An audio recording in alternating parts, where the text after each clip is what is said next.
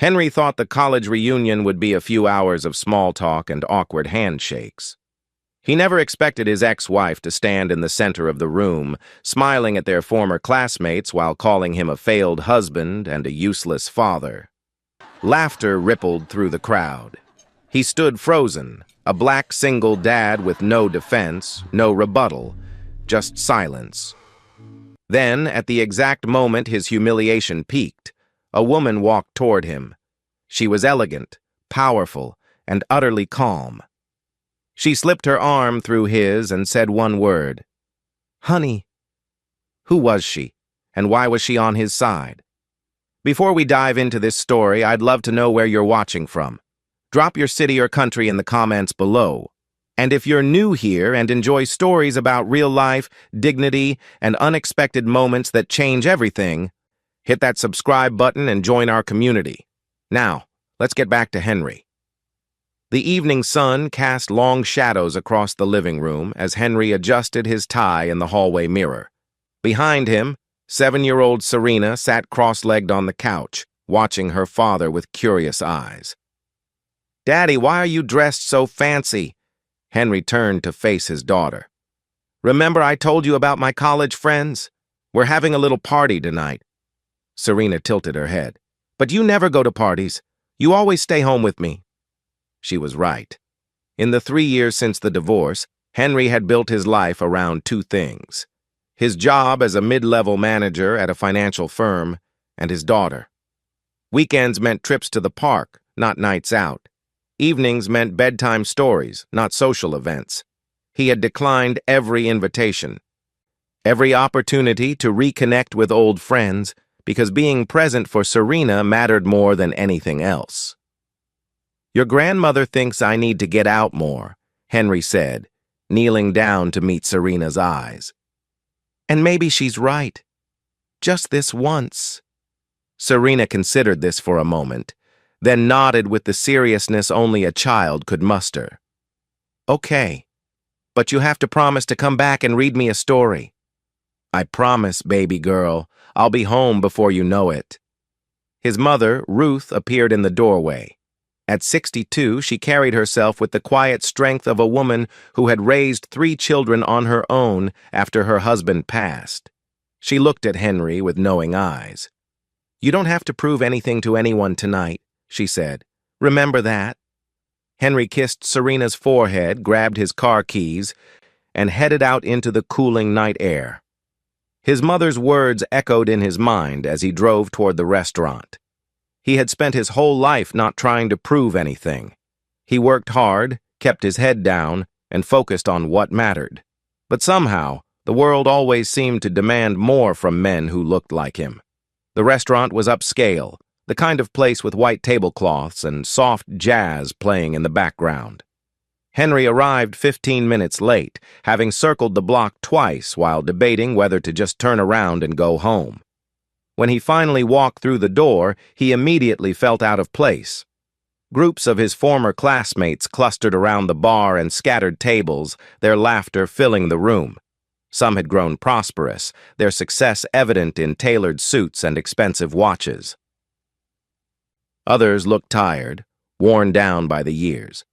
Henry recognized a few faces but found himself gravitating toward the edges of the room, nursing a glass of water and exchanging polite nods with people he barely remembered. Then he saw her. Ellie stood near the center of the room, holding a glass of champagne and commanding attention the way she always had. Even after 3 years, the sight of his ex-wife sent a complicated mixture of emotions through his chest. She was beautiful, confident, and completely at ease. Beside her stood a tall white man in an expensive suit, his arm draped possessively around her waist. Her new husband, Henry realized, the one she had married less than a year after their divorce, was finalized. For a moment, Henry considered leaving. He could slip out the door, drive home, and read Serena her bedtime story. No one would notice. No one would care. But before he could move, Ellie's eyes found his across the room. Her smile widened, but there was something sharp in it, something that made Henry's stomach tighten. "Henry!" she called out, her voice carrying over the ambient noise. Everyone! Look who finally showed up! Heads turned. People he hadn't spoken to in years suddenly focused their attention on him. Henry forced a polite smile and raised his hand in a small wave, hoping that would be the end of it. It wasn't. Ellie detached herself from her husband and glided toward Henry, her heels clicking against the hardwood floor. A small crowd followed, drawn by her energy and the promise of entertainment. "It's been so long," Ellie said, stopping a few feet away from him. "I was just telling everyone about the old days. You know, back when we were married." The way she said married made it sound like a joke, like a youthful mistake that everyone should laugh about. A few people chuckled nervously. "Ellie," Henry said, keeping his voice neutral, "you look well." "I am well," she replied, gesturing toward her husband who had joined the growing circle. "Richard has been wonderful. He actually takes me on vacations, can you believe it? We just got back from the Maldives." More laughter from the crowd. Henry said nothing. Ellie's smile never wavered, but her eyes grew harder. "I was just telling Sarah here about how things were between us, how you were always working, never present. Remember how you used to come home and just sit in front of the TV? I practically raised Serena by myself those first few years." Henry felt the heat rising in his chest, but he kept his expression calm. This was a trap, and he knew it. Ellie had always been skilled at rewriting history, at painting herself as the victim in a story where the truth was far more complicated. "That's not how I remember it," he said quietly. Ellie laughed, a bright, brittle sound. "Of course you don't. You were never paying attention." She turned to address the crowd, her voice rising. "Did you know he's a single dad now? Raising Serena all by himself. I give him credit for trying, I really do. But some people just aren't cut out for it." The words hit Henry like a physical blow. He saw the way people looked at him, saw the mixture of pity and judgment in their eyes. A few exchanged glances that said everything without speaking a word. A black man who couldn't keep his family together. A father playing a role he wasn't equipped for. "Ellie," Richard said, placing a hand on his wife's shoulder, "maybe we should—" "I'm just being honest," Ellie interrupted, shaking off his touch. "Someone has to be. Henry never could stand up for himself. That was always the problem. No ambition, no drive, just existing, day after day, while I did all the heavy lifting." Henry's jaw tightened. He could defend himself. He could tell everyone how Ellie had been the one to walk out, how she had left him with a 4-year-old daughter and a stack of divorce papers. He could explain how he had fought for custody, how the judge had sided with him because Ellie couldn't be bothered to show up for the hearings. He could say all of that, but he didn't, because he knew how it would look. A black man arguing with his ex-wife in public, raising his voice, showing emotion. He had spent his entire life avoiding that stereotype, refusing to give anyone a reason to see him as the angry black man they expected him to be. So he stayed silent, even as Ellie's words cut deeper with each passing second. "See?" Ellie said, gesturing at him with her champagne glass. "Nothing to say, just like always. You know what your problem is, Henry? You think being quiet makes you noble, but it doesn't. It just makes you weak." The room had grown uncomfortably silent. People shifted on their feet, unsure whether to intervene or simply watch the spectacle unfold. Henry felt the weight of their stares, felt himself shrinking under the collective judgment of people he hadn't seen in over a decade. His phone buzzed in his pocket. He pulled it out and saw a text from Serena. "Daddy, when are you coming home? I miss you." Something cracked inside him. Here he was, standing in a room full of strangers, being humiliated by a woman who had abandoned their daughter, while that same daughter waited at home for a bedtime story. What was he doing here? What was he trying to prove? Henry put his phone away and took a step toward the door. "There he goes," Ellie announced to the room, her voice dripping with satisfaction. "Running away. That's what he does best. That's why I had to leave him." He stopped. His back was to the crowd, but he could feel every eye on him. This was the moment of maximum humiliation, the point where anything he did would be wrong. Turn around and fight, and he's the angry black man. Walk away, and he's the coward who couldn't face his own failures. Stay silent, and he admits to everything Ellie accused him of. For 3 long seconds, Henry stood frozen, caught between impossible choices. Then a voice cut through the silence, a woman's voice, calm and authoritative, coming from the entrance behind him. "Honey, I'm so sorry I'm late. The meeting ran longer than expected." Henry turned around slowly, not quite believing what he had heard. A woman stood in the doorway of the restaurant, her presence commanding immediate attention. She wore a tailored charcoal dress that spoke of quiet wealth, and her dark hair was pulled back in an elegant twist. Her eyes swept across the room with the calm assessment of someone accustomed to being in charge, and when her gaze landed on Henry, she smiled warmly and walked toward him. Before Henry could say a word, she slipped her arm through his and leaned in close enough for her perfume to reach him. "I hope I didn't keep you waiting too long," she said, loud enough for the surrounding crowd to hear. Then, softer, just for him. "Play along." Ellie's champagne glass had frozen halfway to her lips. The smugness on her face flickered, replaced by confusion. "I'm sorry, and you are?" The woman turned to Ellie with a polite smile that didn't quite reach her eyes. Kara Palmer. I'm a friend of Henry's." "A friend," Ellie repeated, her tone skeptical.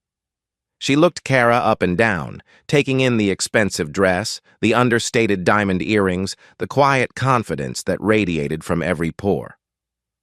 "I didn't realize Henry had friends who called him honey." Kara's smile widened slightly. "Well, there's a lot about Henry you might not know anymore." "It has been 3 years, hasn't it?" The crowd shifted uncomfortably. Henry could feel the dynamic in the room changing, the attention that had been focused on his humiliation now redirecting toward this unexpected development. Ellie's eyes narrowed, and Henry recognized the look. She was recalculating, trying to figure out who this woman was and what threat she posed. "Henry never mentioned you," Ellie said, her voice carrying an edge. "And I thought I knew all his friends from college." "We didn't meet in college," Kara replied smoothly. "We worked together." Richard, Ellie's husband, had been watching the exchange with growing interest. Now he stepped forward, his businessman's instincts clearly activated. "Kara Palmer," he said, as if testing the name. "That sounds familiar. Have we met?" Before Kara could answer, a voice called out from across the room. "Wait a minute!" A man Henry vaguely recognized from his economics classes pushed through the crowd. "Kara Palmer, as in the CFO of Hartwell Financial?" The murmuring started immediately. Henry saw recognition dawn on several faces, including Richard's. Hartwell Financial was one of the largest investment firms on the East Coast. Its CFO would be exactly the kind of person Richard would want to impress. "Guilty as charged," Kara said lightly, as if her position were no more significant than being a local accountant. Richard's entire demeanor changed. The possessive arm around Ellie loosened, and he stepped forward with an eager smile. "Ms. Palmer, it's an honor. I've followed Hartwell's growth for years. Your restructuring of the derivatives division was brilliant." Kara inclined her head graciously. "Thank you. And you are?" "Richard Thornton. I run a boutique investment firm downtown. Thornton Capital." "Ah, yes," Kara said, her tone polite but unimpressed. "I've heard the name." The dismissal was subtle but unmistakable. Richard's smile faltered slightly, and Ellie's face had gone pale. Henry watched his ex-wife connect the dots. She had just spent 10 minutes publicly humiliating an employee of one of the most powerful women in the financial industry. Worse, that woman was now standing arm in arm with Henry, looking at Ellie like she was an insect that had landed on an otherwise pleasant dinner. "So," Ellie said, forcing brightness into her voice, "how exactly do you two know each other?" Henry works in middle management, doesn't he? I wouldn't think a CFO would have much reason to interact with someone at his level. The insult was clear, but Kara seemed entirely unbothered. Actually, Henry reports to a division head who reports to me. But I make it a point to know the people in my company, especially the ones who stand out. Stand out? Ellie laughed, the sound brittle. Henry? I'm sorry, but that's hard to imagine. When we were married, he couldn't even remember our anniversary. Ellie, Richard said quietly, placing a hand on her arm. Maybe we should... She shook him off. No, I want to understand this. Because the Henry I knew was passive, uninspired, and completely incapable of taking initiative. So what exactly makes him stand out to someone like you? The question hung in the air. Around them, the other guests had formed a loose circle, watching the confrontation with barely concealed fascination. Henry felt Kara's arm tighten slightly around his, a small gesture of reassurance. You want to know what makes Henry stand out? Kara's voice remained calm, conversational, as if she were discussing quarterly reports rather than defending a man's character. Let me tell you what I've observed over the past 3 years. She released Henry's arm and took a step toward Ellie, not aggressively, but with the quiet authority of someone who was used to commanding boardrooms. Henry has never been late to work a single day, not once in 3 years, except for the times his daughter was sick. And on those occasions, he called ahead, explained the situation, and made up every hour he missed. Do you know how rare that kind of reliability is? Ellie opened her mouth to respond, but Kara continued without giving her the chance. Last year, I recommended Henry for a promotion. It would have meant a significant raise and a corner office. It also would have required frequent travel. He turned it down. A murmur rippled through the crowd. Ellie's eyes widened. He turned down a promotion? He did, Kara confirmed. When I asked him why, he said he couldn't be away from his daughter that much. He said she needed him, and no job was worth missing her childhood. She let that sink in before adding, I've worked in finance for 20 years. I've seen men abandon their families for far less than what I offered Henry. He's the first person I've ever met who chose his child over his career without a moment's hesitation. The silence in the room was absolute. Henry stared at Kara, stunned by her words. He had never imagined that his decision had made any impression on her at all. He had simply done what felt right, what any father should do. Ellie's composure was cracking. That doesn't mean anything. Plenty of people turn down promotions. It doesn't make him a good father. You're right, Kara said. One decision doesn't define a person. So let me tell you about the pattern I've noticed. She began to walk slowly around Ellie, addressing the crowd as much as the woman in front of her. Every day at 5:45, Henry checks his phone, every single day, without fail. At first, I thought he was watching the markets. Then I realized he was texting someone. His daughter, I assume, because every time he puts the phone down, he's smiling. Henry felt his throat tighten. He did text Serena every evening before leaving work. He had no idea anyone had noticed. When we have late meetings, Kara continued, Henry stays until the work is done. He never complains, never makes excuses, but he also never stays a minute longer than necessary, because he has somewhere to be. Someone waiting for him. She stopped in front of Ellie and met her gaze directly. That's the man you're calling a failure. A man who shows up every day, keeps every promise, and puts his child before everything else. If that's your definition of failure, then I think we have very different standards.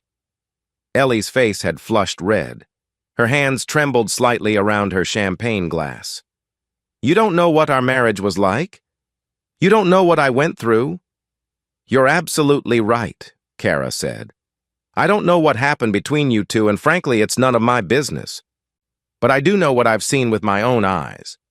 And I know that standing in a room full of people and calling a single father useless and weak says more about you than it does about him.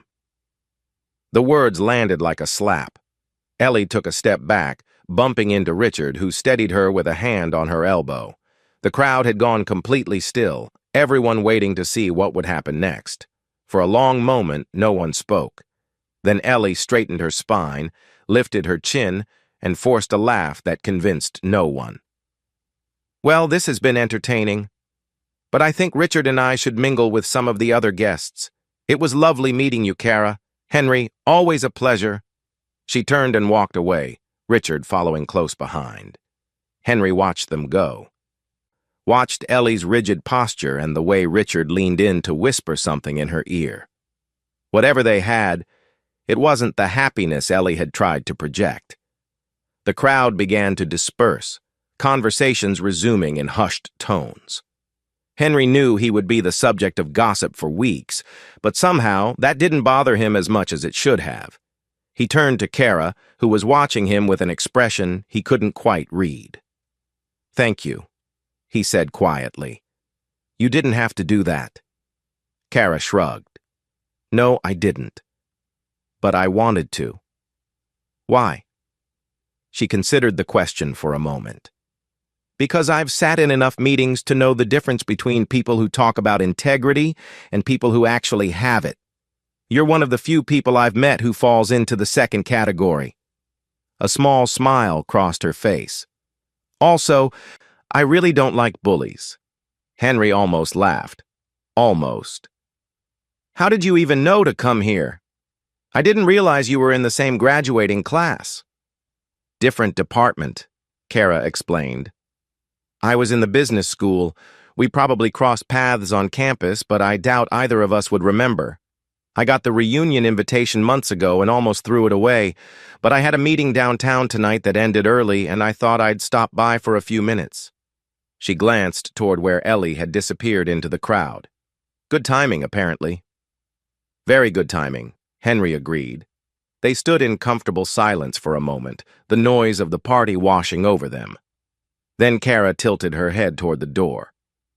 "Do you want to get out of here? I don't know about you, but I've had enough socializing for one night." Henry thought about Serena, waiting at home for her bedtime story. He thought about his mother's words. "You don't have to prove anything to anyone." He had come here tonight not knowing what he wanted, and now he realized he had gotten something he hadn't expected. Not vindication, exactly. Something quieter than that. Recognition, maybe. The simple acknowledgement that he wasn't the man Ellie had described. "Yeah," he said. "Let's go." They walked out of the restaurant together, leaving behind the whispers and the stares. The night air was cool and clean after the stuffiness of the party, and Henry took a deep breath, feeling some of the tension drain from his shoulders. "I meant what I said in there," Kara said as they walked toward the parking lot. "About you turning down the promotion. I wasn't just saying that to defend you." Henry nodded slowly. "I remember that conversation. I didn't think you'd hold it against me." "Hold it against you?" Kara laughed softly. "Henry, it's one of the reasons I respect you. Do you know how many people I've seen sacrifice everything for their careers, their marriages, their children, their health? And for what? A bigger office? A fancier title?" She shook her head. "You knew what mattered to you, and you didn't let anyone talk you out of it. That's rare." They reached Henry's car, and he stopped, turning to face her. "Can I ask you something?" "Of course." "Why did you call me honey? You could have just introduced yourself, said we were colleagues. Why the act?" Kara's expression grew thoughtful. "Because I saw the way that room was looking at you. Like you were already guilty of everything she accused you of. And I knew that if I just walked in as your boss, it wouldn't change anything. They'd still see you the same way." She met his eyes. "But if they thought there was something more between us, something personal, it would make them reconsider. It would make them wonder if maybe they had misjudged you." Henry absorbed this. That's a lot of strategic thinking for a split-second decision. Kara smiled. "I'm a CFO. Strategic thinking is what I do." Her smile faded slightly, replaced by something more serious. "But it wasn't just strategy. When I walked in and saw you standing there with your back to everyone, I knew exactly what you were feeling. The impossibility of it. No matter what you did, they were going to judge you. You felt that before? She nodded slowly. Different circumstances, but yes. Being a woman in finance, especially in the positions I've held, you learn that there's no winning sometimes. Speak up and you're aggressive. Stay quiet and you're weak. The only thing you can do is refuse to play by their rules. Henry looked at her with new understanding. I spent my whole life trying not to be the angry black man everyone expects. Tonight, I almost walked out because I didn't know how to fight back without becoming what they already thought I was. And that's exactly why I stepped in, Kara said. Because sometimes you need someone else to speak for you. Not because you can't speak for yourself, but because the world won't listen when you do. The words settled between them, heavy with truth. Henry had spent so long being silent, being careful, being everything he thought he needed to be to survive in a world that was always ready to judge him. And here was this woman, someone he had barely known existed, who had seen through all of that in an instant. Thank you, he said again, and this time the words carried more weight. Kara reached out and touched his arm briefly. Go home to your daughter, Henry. She's waiting for you. He nodded, then hesitated. Kara, what you did tonight, the things you said about me, they weren't just for show, were they? She smiled, and for the first time it reached her eyes completely. Every word was true. I just never had a reason to say them out loud before. Henry watched her walk toward her own car, a sleek black sedan parked a few spaces away. She moved with the same quiet confidence she had shown inside. But there was something different now, something more human. She had revealed a part of herself tonight, a vulnerability beneath the polished exterior. As she reached her car, Kara turned back. Henry? Yes? For what it's worth, I think your daughter is lucky to have you. Not many fathers would do what you've done. Before he could respond, she got into her car and drove away, leaving Henry standing alone in the parking lot. Above him, the stars were beginning to emerge in the darkening sky. Somewhere across town, Serena was waiting for her bedtime story. And for the first time in 3 years, Henry felt like maybe, just maybe, he wasn't as alone as he had thought. He got into his car, started the engine, and headed home. The drive home felt longer than usual. Henry kept replaying the evening in his mind, turning over each moment like stones in his palm. Ellie's accusations, the crowd's silent judgment, Kara's unexpected intervention. He still couldn't quite believe it had happened. When he pulled into the driveway, the living room light was still on. Through the window, he could see the blue flicker of the television. His mother was probably watching one of her late-night shows, waiting up for him even though he had told her not to. He sat in the car for a moment, hands still on the steering wheel. Something felt different, shifted. Not the world around him, but something inside. For 3 years, he had carried the weight of Ellie's departure like a stone in his chest. He had told himself it didn't matter what she thought, what anyone thought. But tonight, standing in that room while she tore him apart, he had realized how much of her voice had taken root in his own head. The doubts, the second-guessing, the constant question of whether he was enough. Kara had silenced those voices, at least for now.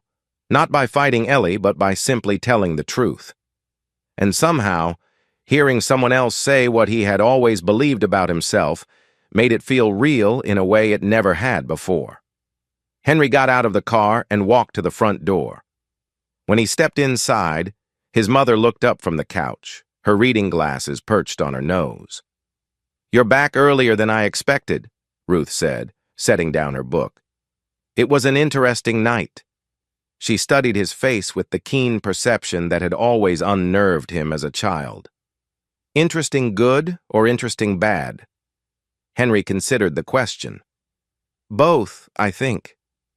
Ruth nodded slowly, as if this answer told her everything she needed to know. Serena tried to stay awake for you. She made it until about an hour ago. then fell asleep on the couch. I carried her to bed. Henry felt a pang of guilt. He had promised to be home in time for her bedtime story. Another promise broken, another moment missed. But when he thought about what had happened at the reunion, he realized that maybe some things were worth the cost. "Thank you for watching her," he said. Ruth stood up and gathered her things. "That's what grandmothers are for." She stopped at the door, looking back at him with an expression he couldn't quite read. "Whatever happened tonight, don't let it sit too heavy on your shoulders. You're a good man, Henry, a good father. Don't let anyone make you forget that." After she left, Henry stood alone in the quiet house. The silence felt different now, not empty, but peaceful. He walked down the hallway to Serena's room and pushed open the door. She was curled up under her purple blanket, her favorite stuffed elephant tucked under one arm. The nightlight cast soft shadows across her face, and Henry felt his heart clench with a familiar mixture of love and fear. Love for this tiny person who depended on him completely. Fear that he would somehow fail her, let her down, prove Ellie right after all. He sat down on the edge of the bed, careful not to wake her. But Serena had always been a light sleeper, and her eyes fluttered open almost immediately. "Daddy?" Her voice was thick with sleep. "Hey, baby girl. I'm sorry I'm late." Serena rubbed her eyes and sat up, her hair a tangled mess around her face. "Did you have fun at your party?" Henry thought about the question. Fun wasn't the right word, but something valuable had happened, something he was still trying to understand. "It was okay," he said. "I met an old friend." "A good friend?" He smiled. "Yeah, a good friend." Serena yawned and snuggled back down into her pillow. "That's nice. Grandma says you need more friends." Henry laughed softly. "Grandma says a lot of things." "She's usually right, though." He couldn't argue with that. He leaned down and kissed Serena's forehead. "Go back to sleep, sweetheart. I'll be here when you wake up." "Promise?" The word hit him harder than it should have. How many promises had he made to this little girl? How many had he kept? He thought about what Kara had said, about how he had never missed a day of work except when Serena was sick, about how he had turned down a promotion to be present for his daughter. Maybe he wasn't perfect, maybe he made mistakes, but he showed up. Every single day, he showed up. "I promise," he said. Serena's eyes were already closing again. "I love you, Daddy." "I love you too, baby girl, more than anything." He stayed by her bedside for a few more minutes, watching her breathe, feeling the quiet miracle of her existence. Then he stood up, turned off the nightlight, and walked back to the living room. His phone buzzed in his pocket. He pulled it out and saw a text from an unknown number. "Did you make it home okay? This is Kara, by the way. I got your number from the company directory. Hope that's not too stalkerish." Henry smiled despite himself. He typed back, "Home safe. Serena's asleep. Thank you again for tonight." The response came quickly. "Stop thanking me. I meant everything I said. Get some rest, Henry. You've earned it." He stared at the message for a long moment. There was something in Kara's words that went beyond professional courtesy, beyond simple kindness. She had seen him tonight in a way that few people ever had, not as a stereotype, not as a cautionary tale, but as a man doing his best in an impossible situation. Henry walked to the window and looked out at the quiet street. The neighborhood was dark, most of his neighbors already asleep. Somewhere out there, Ellie was probably still at the reunion, still performing for an audience that didn't really care about her. Or maybe she had gone home with Richard, back to the life she had chosen when she walked away from this one. He didn't feel angry anymore. That surprised him. For 3 years, he had carried a quiet rage toward Ellie, a resentment that he had never allowed himself to fully acknowledge. But tonight, watching her attack him with such desperation, He had seen something he hadn't noticed before. She wasn't happy. The expensive husband, the trips to the Maldives, the champagne and the designer clothes. None of it had given her what she was looking for. She had torn him down because she needed to believe that leaving him had been the right choice. And the harder she tried to convince everyone else, the more obvious it became that she was really trying to convince herself. Henry didn't need to hate her for that. He could let it go. He thought about what Kara had said in the parking lot, about how sometimes you need someone else to speak for you. Not because you can't speak for yourself, but because the world won't listen when you do. She was right. He had spent his whole life being careful, being quiet, trying not to take up too much space. And where had it gotten him? Standing alone in a room full of people who had already decided who he was. But Kara had changed the narrative. She had walked in and rewritten the story, not with anger or accusation, but with simple truth. And in doing so, she had shown Henry something he had forgotten. His worth wasn't determined by Ellie's words or the crowd's judgment. It was determined by his actions, day after day, year after year. The choices he made when no one was watching, the promises he kept when it would have been easier to break them. He wasn't a failed husband. He was a man whose marriage had ended, like millions of marriages end, for reasons that were complicated and painful and ultimately nobody's business but his own. He wasn't a useless father. He was a single dad who had fought for custody of his daughter, who had rearranged his entire life around her needs, who had turned down a promotion because being present for her mattered more than any corner office. He wasn't weak for staying silent. He was strong enough to know that some battles aren't worth fighting, that some people aren't worth convincing, that the only opinion that truly mattered was the one belonging to a 7-year-old girl who fell asleep waiting for her daddy to come home. Henry put his phone away and walked to the small table by the door where he kept his keys and wallet. Next to them sat a framed photograph, him and Serena at the beach last summer, both of them laughing at something the camera hadn't captured. He picked it up and studied it, remembering that day. Serena had spent hours building sandcastles, and Henry had helped her dig a moat that kept filling with water. They had eaten ice cream for lunch and watched the sunset from the boardwalk. It had been a perfect day, the kind of day that made everything else worthwhile. That was who he was.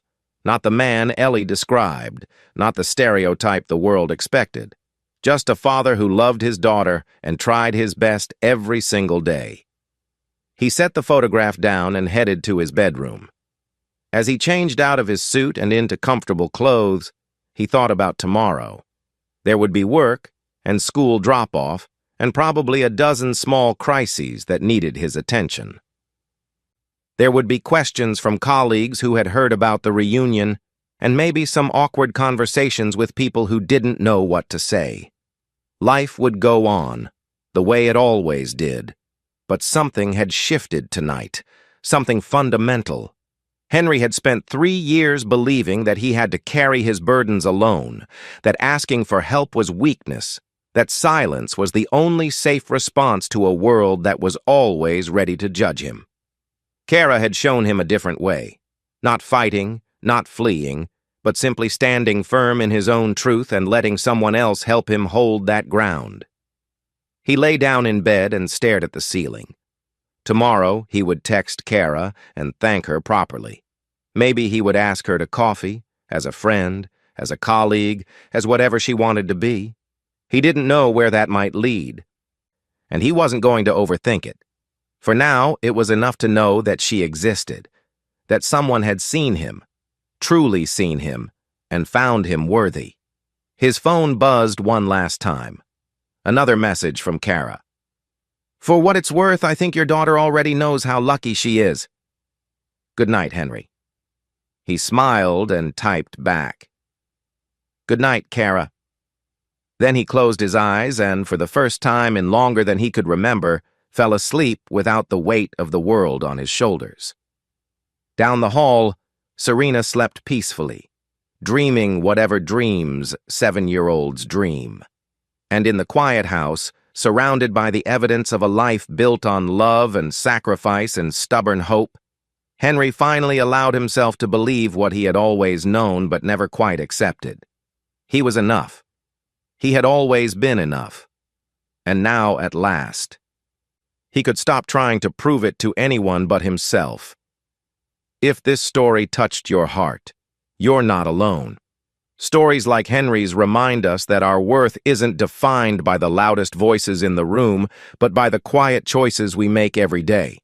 If you enjoyed this, subscribe to the channel so you don't miss the next one, and leave a comment telling me what you think Henry should do next. Should he take that coffee with Kara? I'd love to hear your thoughts. Until next time, take care of yourselves and the people who matter most.